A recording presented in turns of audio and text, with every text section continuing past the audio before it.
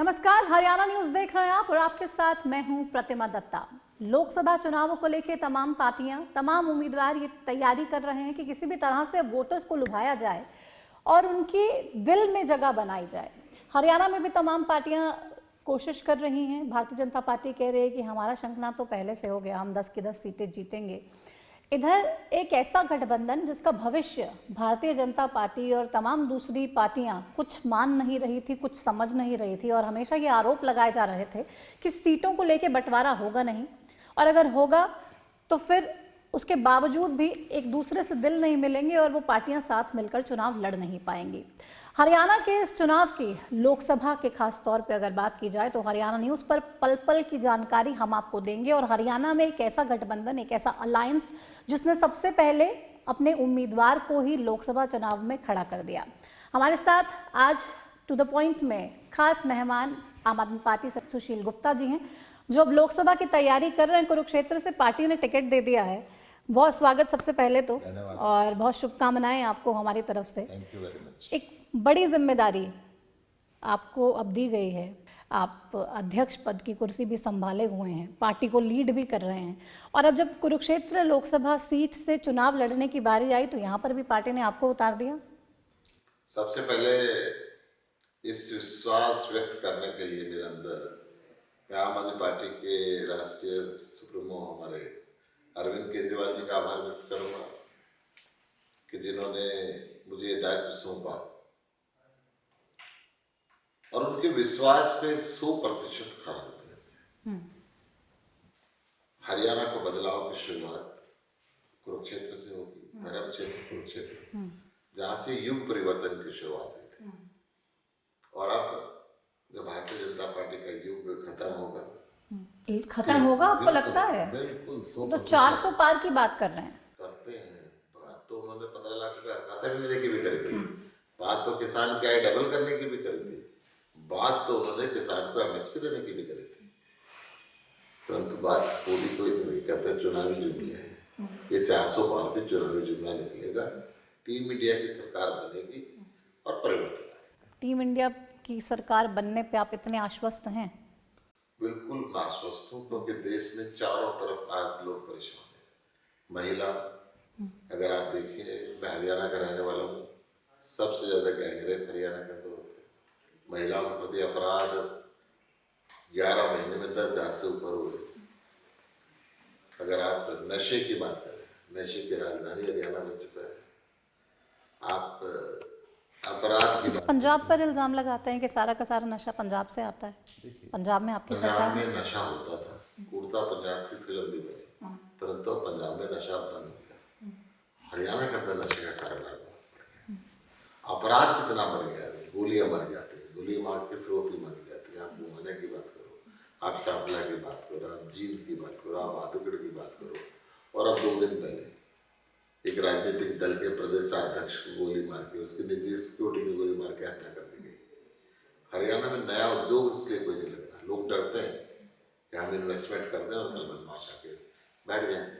आप कह रहे हैं बहुत सारी परेशानियां हैं, हरियाणा का पूरा प्रदेश और देश भी इन तमाम परेशानियों से जूझ रहा है, लेकिन बहुत सी परेशानियां देश की भी होंगी, प्रदेश की भी होंगी, उन पर भी चर्चा करेंगे। लेकिन सबसे पहले हम इस गठबंधन की बात कर लें, इस इंडिया अलायंस की बात कर लें, जिसके उम्मीदवार आप बने हैं। 9 सीटों पर कांग्रेस लड़ रही है, 1 पर आम आदमी पार्टी है। पिछली बार जब 2019 की बात करें, जब चुनाव लड़ा आम आदमी पार्टी ने, तो आधार क्या था आपको पता ही है। ज़्यादातर सीटों पर जमानत जब्त हुई और अब ऐसा क्या बदलाव हो गया है? आप कह रहे हैं कि ऐसा चुनाव लड़ा जाएगा कि हम जीतेंगे ही। 2019 के अंदर आम आदमी पार्टी का संगठन भी नहीं था। अब हरियाणा के अंदर सबसे मजबूत संगठन पूरे देश के अंदर आम आदमी पार्टी। तो क्यों बड़े बड़े नेता छोड़ के चले गए आम आदमी पार्टी? 3 नेता छोड़ गए और 1.5 लाख पदाधिकारी नए आ गए, तो क्या कहेंगे इसको?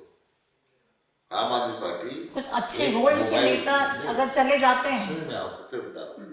आम आदमी पार्टी एक मोबाइल मैकेनिक से मुख्यमंत्री करवाती है, आम आदमी पार्टी ढाबे वाले से मेयर करवाती है, एक ऑटो रिक्शा चलाने वाले से मंत्री बनाती है। तो पूछने और वाले तो यही ये भी बड़े पूछ नेता रहे हैं। हैं, पूछने वाले तो ये भी सवाल उठा रहे हैं कि मैकेनिक को आप विधानसभा पहुंचा देते हैं, ऑटो वाले को आप विधानसभा पहुंचा देते हैं, तो जब अध्यक्ष बनाने की बारी आई तो भी सुशील गुप्ता को बनाया, जब राज्यसभा सांसद बनाना था तो भी सुशील गुप्ता का नाम आगे कर दिया, और अब लोकसभा चुनाव में उम्मीदवार बनाया तब भी सुशील गुप्ता को। सुशील गुप्ता शिक्षा और चिकित्सा के क्षेत्र के अंदर काम करता है।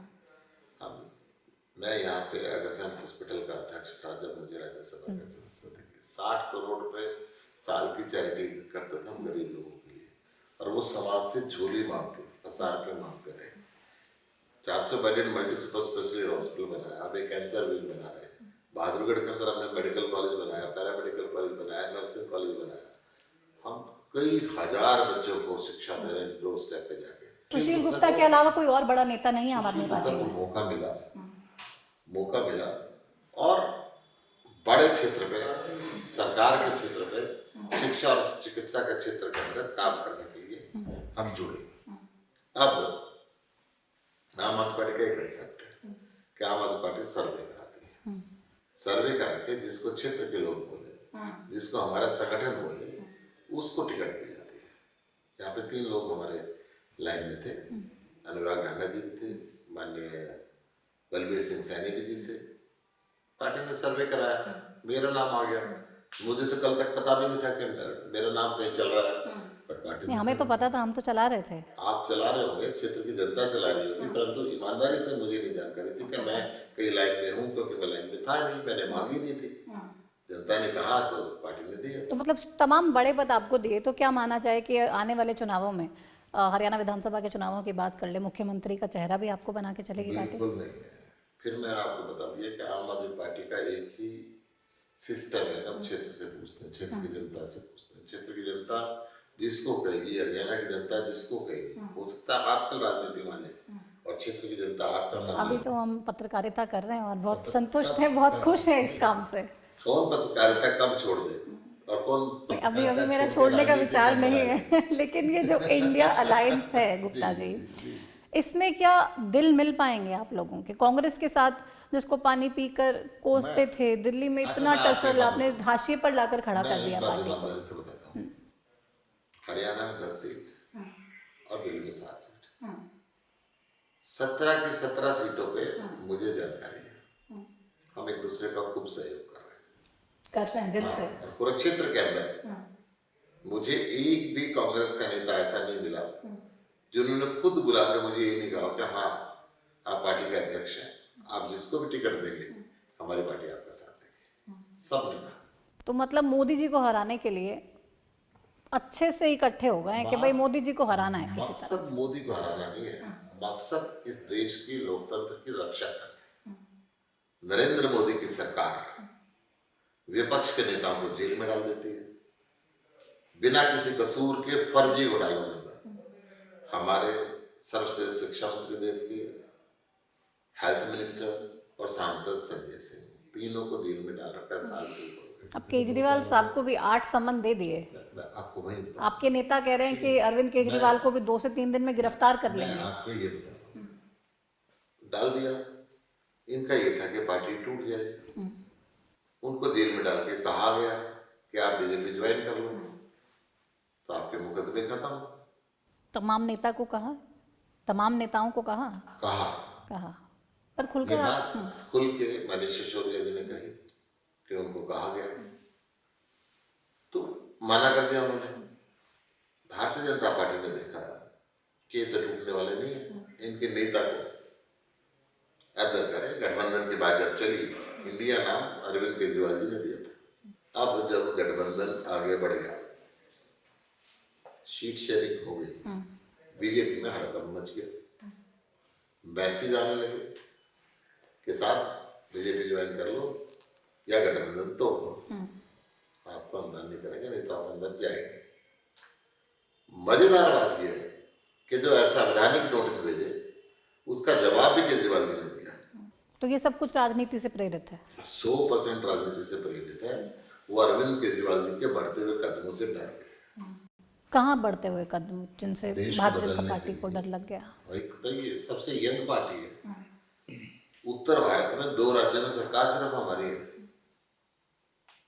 तीसरे नंबर की सबसे बड़ी पार्टी से पार्लियामेंट में है।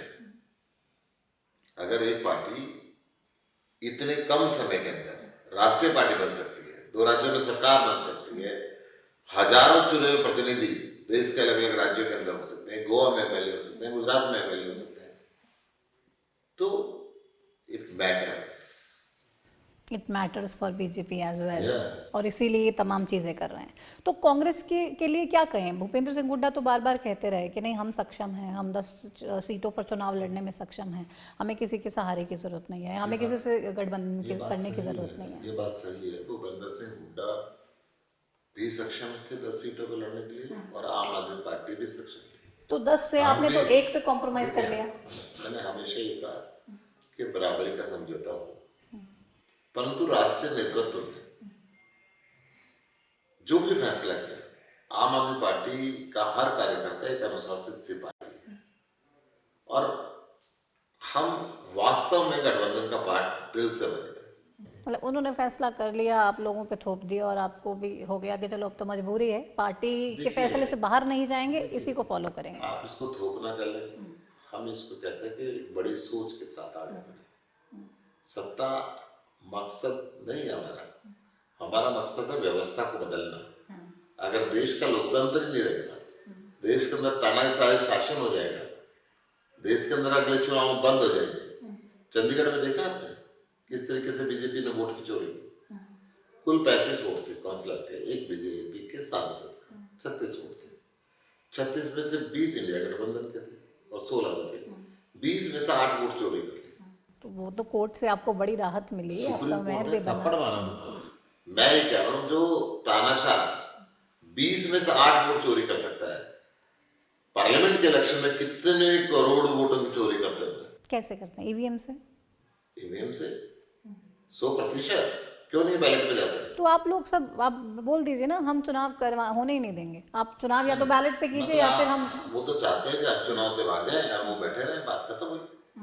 No, this is not the way. मतलब आपको पता है कि चुनाव में आप हारेंगे? हमें भी पता है कि ईवीएम में गड़बड़ी करते हैं, परंतु इस दफा इतनी परसेंटेज वोटों की ज्यादा होगी, सारी गड़बड़ी इनकी फेल हो जाएगी। अब ईवीएम में गड़बड़ी नहीं कर पाएंगे? करेंगे, परंतु हम अपनी कन्वेंसिंग नहीं, जो कुछ परसेंटेज जो सेट करते हैं उससे ज्यादा कन्वेंसिंग करेंगे, उससे ज्यादा वोट लेंगे। कांग्रेस पार्टी के साथ आप लोग चुनाव मैदान में जा रहे हैं 10 सीटों में, किस तरीके से सहयोग रहेगा आपके पार्टी के कार्यकर्ताओं का? किस तरीके से बैलेंसिंग दोनों पार्टियों के जो कार्यकर्ता नेता हैं वो आपस में करेंगे और एक दूसरे को चुनाव प्रचार में मदद देंगे? पार्टी और कांग्रेस का हर नेता इंडिया गठबंधन के तहत पूरे देश में जो भी कैंडिडेट चुनाव लड़ रहा होगा, हम उसका सहयोग करें। अभी मौजूदा अध्यक्ष भारतीय जनता पार्टी के आप उधर कुरुक्षेत्र से ही हैं, अब आप भी वहाँ चले गए हैं चुनाव लड़ने, अब वो दोबारा से चुनाव लड़ते हैं, लोकसभा का या नहीं एक बड़ा सवाल है, लेकिन आप कैसे देखते हैं कि सामने कौन सा उम्मीदवार होगा? आप भी नदारद रहते हैं कुरुक्षेत्र से। जब कुरुक्षेत्र में बाढ़ आई थी तो हम गली गली राशन बांट रहे थे और वो विदेश में घूम रहे थे। जब कुरुक्षेत्र पे कोरोना फैला था तो अपने घर में दुखे थे। कुरुक्षेत्र की सड़कों का बुरा हाल है, कुरुक्षेत्र में लोगों को रोजगार नहीं मिला, कुरुक्षेत्र में भ्रष्टाचार सिरे चढ़ चुका है। तो लोग विकसित भारत की बात कर रहे हैं, अलग अलग योजना के तहत जितने लाभार्थी हैं उनके पास से विकसित भारत की वैन जा रही है, जगह जगह इसको लेके प्रचार कर रहे हैं, अलग अलग प्रोग्राम्स कर रहे हैं। मतलब ये कहते हैं हम 80 करोड़ लोगों को 5 किलो राशन देते हैं, मतलब 80 करोड़ लोग 140 करोड़ में से गरीबी रेखा के नीचे हैं, इसको विकसित भारत कहते हैं क्या? बिजली की समस्या है, पानी की समस्या है, बेरोजगारी की समस्या है और तमाम तरीके की समस्याएं हरियाणा में हैं। उन सबको सॉल्व करने के लिए आपका क्या प्लान है? दोनों पार्टियों का मिलकर कोई ऐसा कॉमन मिनिमम प्रोग्राम के तहत काम करेंगे या मैनिफेस्टो ऐसा एक साथ मिलकर बनाएंगे? उसमें लगे हुए वो बनेगा, परंतु आम आदमी पार्टी के राष्ट्रीय संयोजक अरविंद केजरीवाल जी के पास जादू है। देखिए दिल्ली के अंदर बिजली फ्री, पंजाब में बिजली फ्री, पंजाब में बिजली बोर्ड घाटे में चल रहा था, फ्री करने के बाद भी 5,000 करोड़ पे प्रॉफिट हुआ है। आपकी जानकारी के लिए बता दो, 24 घंटे बिजली, जनरेटर और इन्वर्टर की जरूरत नहीं है, 24 घंटे पानी है 4 मंजिल तक बिना मोटर के, और पंजाब में भी हर खेत के डोले तक पानी पहुंचने लगा। इसका मैनेजमेंट, स्कूल बेहतरीन कर दी है। अमरीका तक में तारीफ हो रही है। हर क्षेत्र के अंदर मोहल्ला क्लिनिक बना दिया। महिलाओं को बस यात्रा फ्री कर दी पूरे देश की। बुजुर्गों को तीर्थ फ्री कर तो दी। ये तो आरोप लगाते हैं ना, फ्री बीज सुनिए, की आदत उसके लगा दी बाद आपने। भी 8,400 करोड़ रुपए सालाना प्रॉफिट कमाते हैं। और हरियाणा में कुछ भी फ्री नहीं। 50,000 करोड़ रुपए का साल का घाटा है। तो तमाम तरीके के जो घोटालों की भी आप बात कर रहे हैं, जननायक जनता पार्टी और बीजेपी के साथ इस वक्त अलायंस में है और सरकार दोनों की चल रही है। जननायक जनता पार्टी का क्या रोल देखते हैं आप सरकार में? पूरा देश कहता है कि 12% कमीशन लिए बिना टेंडर नहीं देते। कौन, दुष्यंत चौटाला? या हरियाणा में आम चर्चा है। हरियाणा के राजनीतिक लोग ही कहते हैं, हरियाणा के ठेकेदार कहते हैं। तो आपको पता है कि बस आपने भी लोगों की बातें सुनी और वहां पे हरियाणा में काम करने वाले तकरीबन ठेकेदार एक बात बोलते हैं, ना तो वो दिन सरकार के सामने बोलेंगे, कोई अंदर जाने से डरता है। परंतु मैंने बहुत बार देखा कि सड़क पे ऐसे हाथ मारते हैं तो रोड़ी हाथ के साथ ही आ जाती है, सीमेंट उसमें होती नहीं है। बिना काम करे टेंडर हो जाते हैं, बिना काम करे पेमेंट हो जाती है। This is what going in Haryana. तो जननायक जनता पार्टी अगर वैसे आपको ग्राउंड पे अकेले टक्कर दे, क्या लगता है कहाँ खड़ी हो रहेगी? जननायक जनता पार्टी अपने आधार पर खो चुकी है। अब इनको एक वोट भी नहीं मिलने वाली है। जननायक जनता पार्टी जिन किसानों के दम पे सत्ता में आई थी, उन किसानों के ऊपर गोली बरसवा रही है। शुभकर्म को हत्या कर दी गई है, आंसू गैस के गोले छोड़े जा रहे हैं। 750 किसानों ने शहादत दी थी। तब 3 काले कानून प्रधानमंत्री ने माफी मांग के वापस लिए थे। तब एमएसपी का वायदा किया था। अब एमएसपी का वायदा याद कराने के लिए आ रहे हैं तो ये गठबंधन सरकार उनके बॉर्डर पर लठ मार रही है। अरे वो हरियाणा से तो मांग नहीं रहे, वो देश के प्रधानमंत्री के पास जाना चाहते हैं। पंजाब हरियाणा हाईकोर्ट ने भी यही कहा, तुम क्यों रास्ता रोक रहे हो? तो बहुत सारे व्यापारियों ने ये चिट्ठियां भी लिखी, बहुत सी एसोसिएशंस ने भी, कि भाई हमारा रास्ता मत आप रोको क्योंकि हमारा बिजनेस डिस्टर्ब होता है। पहले भी हमें बहुत करोड़ों का नुकसान हुआ। मैं आपको पूछ रहा हूँ, दिल्ली बॉर्डर इन्होंने सिंघू बॉर्डर बंद करके रखा, टिकरी बॉर्डर बंद करके रखा, क्यों रखा भाई? बंद करके रखा, जनता को परेशान किया, अब थोड़ा सा खोल दिया, अपने आप ही खोल दिया। क्यों? क्योंकि ये किसानों को विलन बनाना चाहते हैं। पहले ही कहते हैं कि ये खालिस्तानी है, इनकी जड़ चीन में, इनकी जड़ पाकिस्तान के अंदर है। मेरे पास पुख्ता सबूत है, ये यहाँ पैदा हुए, इस देश के अंदर है, तुम इन पे गोलियां चलवा रहे हो। This is not fair. तो एक किसान नेता की बाइट भी बहुत ज़्यादा वायरल हुई। वो बयान में साफ तौर पे कह रहे थे कि ये मोदी का ग्राफ बहुत ज़्यादा बढ़ गया है, इसको कम करने के लिए हमें कुछ करना पड़ेगा। ये गवर्नमेंट हो गया तभी तो किसानों पे गोली चला रहे हैं। इनको ये हो गया कि हमारा कुछ करने वाला नहीं है देश के अंदर। तो मतलब इसको प्रोपेगेंडा क्यों ना समझा जाए? कोई प्रोपेगेंडा नहीं है। नहीं। देखिए, आदमी परेशान है।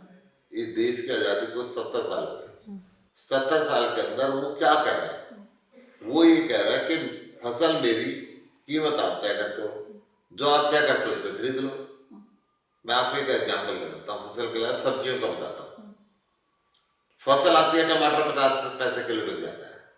पूरे साल किसान ने मेहनत करी, वो नहीं, उसको तोड़ के मंडी में लाने के पैसे नहीं मिलते। खड़े खेत में ट्रैक्टर चला देता है और फसल गई तो 150 रुपये किलो टमाटर बिक जाता है। ना उपभोक्ता खुश, ना किसान खुश। अगर सरकार एमएसपी बना दे, सरकार उनकी प्रिजर्वेशन का काम करे, सरकार उस फसल को संभाले, तो किसान को भी 10 रुपये में टमाटर बिक जाएगा और उपभोक्ता को भी 15 रुपये में मिल जाएगा। सरकार तो कह रही कि सबसे ज्यादा फसलों पे एमएसपी हम ही देते हैं। पंजाब वाली सरकारें तो ऐसे ही किसानों को बरगला रही हैं। एमएसपी देना केंद्र सरकार का काम है। परेशानी हरियाणा के लोगों की सबसे बड़ी SYL, और उस SYL को लेके पंजाब से कोई पॉजिटिव रिस्पांस मिलता नहीं है। परेशानी SYL नहीं है, परेशानी पानी है।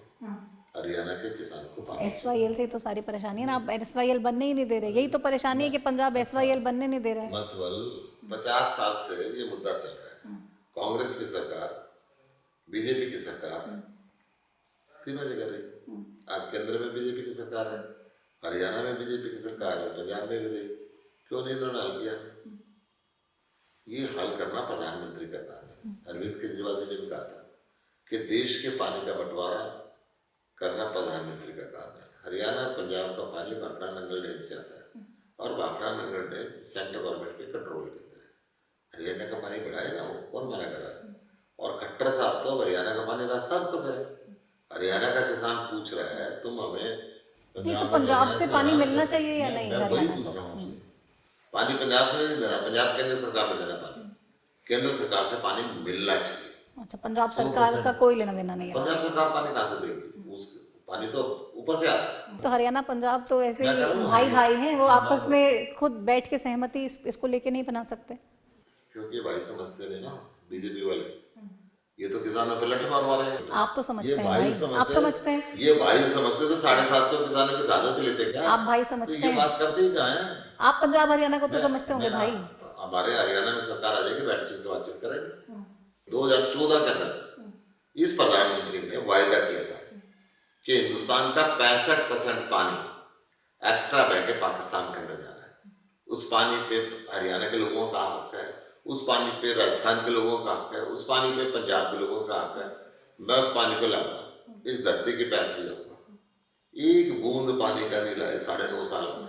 तो आपके नेताओं के भी तो बहुत सारे बयान ऐसे वायरल होते हैं कि हम हरियाणा को पानी नहीं देंगे। देखिए सर, जिसके पास अपना ही पानी नहीं पूरा होता हो वो दूसरे को कहां से देगा? पानी बांटना केंद्र सरकार का काम है।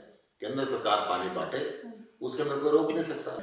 ये केंद्र सरकार मूक दर्शक बन के तमाशा नहीं देख सकती। ये देख रहे हैं तमाशा।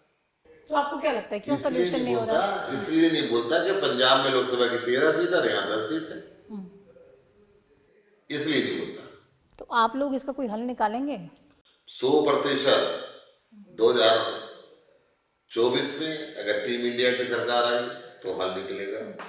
2029 के अंदर अरविंद केजरीवाल जी प्रधानमंत्री बन रहे तो हल निकलेगा। कैसे सरकार आएगी? आप अभी से इतना बड़ा दावा कर रहे हैं कि हमारी सरकार आएगी, आएगी, उधर 400 पार की बात हो रही है, अलग अलग प्रोग्राम्स हो रहे हैं, पार्टियां संगठित हैं और तमाम कैसे नहीं आएगी? पावर सेंटर है उनके पास। आप जिस पंजाब के तरीके से अंदर भी कहते हैं लोग ईडी पंजाब- सीबीआई का गलत इस्तेमाल कर रहे हैं वो लोग। देखिए ये ना कर रहे हैं गलत इस्तेमाल, इसके अंदर कोई दो राय नहीं है, सारी दुनिया मानती है। मगर तो भारतीय जनता पार्टी में दिल्ली के अंदर भी यही बात कहा करती कि बीजेपी गलती से एक बार अरविंद केजरीवाल आ गया, दोबारा नहीं आने वाला, इनका यहाँ कुछ नहीं है। इनकी 3 सीट रह गई थी, 3 व्हीलर पार्टी बन गई थी। पंजाब में भी यही कहते थे कुछ नहीं है, आम आदमी पार्टी का कुछ नहीं है, कुछ नहीं आने वाला। इनके 2 एमएलए रह गए, साइकिल पार्टी बन गई। हरियाणा में साइकिल भी छीनेंगे, पैदल चलेंगे, एक रहेगा। सीधा सरकार से दूसरी टर्म की सरकार अभी चल रही है, आप कह रहे हैं कि सिर्फ एक व्यक्ति रह जाएगा, मुश्किल साइकिल छीन जाएगा। तो ऐसी कितनी सीटें जीत लेंगे आप हरियाणा विधानसभा में? पंजाब और दिल्ली दोनों का हमारे रिकॉर्ड हम खुद ही ब्रेक करते हैं। इतना बड़ा विश्वास आपको अपने गठबंधन पर है? अपने गठबंधन पे, हमारे कार्यकर्ता पे, 1.5 लाख जो कार्यकर्ता है, गांव गांव तक जो कार्यकर्ता है, उस पर भी। तो अगर ये आपका फॉर्मूला सेट नहीं बैठा और लोकसभा चुनावों में कुछ खासा रिजल्ट देखने को मिला नहीं इंडिया अलायंस को, तब भी आगे विधानसभा में कंटिन्यू क्यों रखेंगे? नहीं दिखेगा? पूरा दिखेगा। अगर प्रोबेबिलिटी तो राजनीति में हर चीज की है। प्रोबेबिलिटी जो भी हो, ये गठबंधन हमारा लोकसभा चुनाव के लिए है। पहली बात तो मैं आपको बता दूं, और लोकसभा चुनाव के बाद क्या होगा भविष्य के क्रम में छुपा हुआ है। तो वही तो मैं पूछ रही हूँ कि अभी उसको लेके कोई चर्चा नहीं है। भविष्य अभी आप कह रहे थे ना कि हम तो साथ ही भविष्य लड़ेंगे। का गर्भ किसने देखा है? आज आदमी बैठा है, कल है या नहीं है, किसको पता है? और कांग्रेस के बहुत सारे गुट हैं, एसआर के भी है, हुड्डा भी हैं, वो सब क्या एक साथ मिलेंगे आप अब लोगों सब के साथ? मिलकर टीम इंडिया का पार्ट है। जैसे अब बहुत सारी पार्टियां मिलकर टीम इंडिया का पार्ट है, कांग्रेस के भी सब नेता मिलकर टीम इंडिया का तो पार्ट टीम इंडिया की तो कब से मीटिंग्स चल रही हैं, लेकिन एसआर के और भूपेंद्र सिंह हुड्डा इनकी राहें कभी एक नहीं हुई, ये एक साथ कभी दिखे नहीं। देखिए मुझे तो कुरुक्षेत्र में ये सारे एक साथ दिख रहे हैं। अच्छा, इनका हर व्यक्ति मदद कर रहा है। हो सकता है कांग्रेस की स्ट्रेटेजी हो कि कुछ लोग नाराज है तो दूसरे ग्रुप के साथ रह ले, अंत में तो कांग्रेस के साथ ही है। अच्छा, मतलब साथ ही हैं, उससे नुकसान किसी तरह से गठबंधन को नहीं, किसी तरह से उम्मीदवार को। 1% भी नहीं।